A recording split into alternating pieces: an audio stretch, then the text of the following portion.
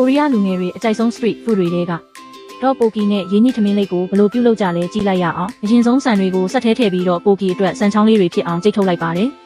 ဖတ်လာတဲ့ဆန်ချောင်းလေးတွေကိုရေနွေးနဲ့စိမ်ထားပြီးနူးညံ့လာအောင်ပြင်ဆင်ထားပါတယ်ထို့နောက်ဟင်းရည်အိုးတွေက fish pack လို့ခေါ်တဲ့ငါးသားချောင်းလေးတွေကိုဆယ်ယူပြီးဗန်းတစ်ခုထဲထည့်ထားလိုက်ပါတယ်ပြီးတော့ခုနကပြင်ဆင်ထားတဲ့ဆန်ချောင်းလေးတွေကိုပါထည့်လိုက်ပြီးအပေါ်ကနေရတာပြေးသွားတဲ့ကိုရီးယားငရုတ်အနှစ်စော့ကိုလောင်းထည့်ပါတယ်နောက်ဆုံးကြက်တုံလေးတွေဖြူးထည့်လိုက်တော့စားကျင်စပွဲတော့ပိုကီလေးရုပ်လုံးပေါ်လာပါပြီ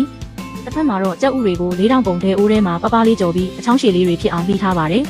ထို့နောက်နှမ်းစီနဲ့နေထားတဲ့ထမင်းကိုရင်းနှီးပြားပေါ်မှာညီညာဖြန့်လိုက်ပြီးကြက်ဥချောင်းလေးတွေမုံငါဥချောင်းလေးတွေအစာချောင်းလေးတွေနဲ့တူနာတို့ကိုထည့်ကာတေးသေးချာချာလိမ့်လိုက်ပါတယ်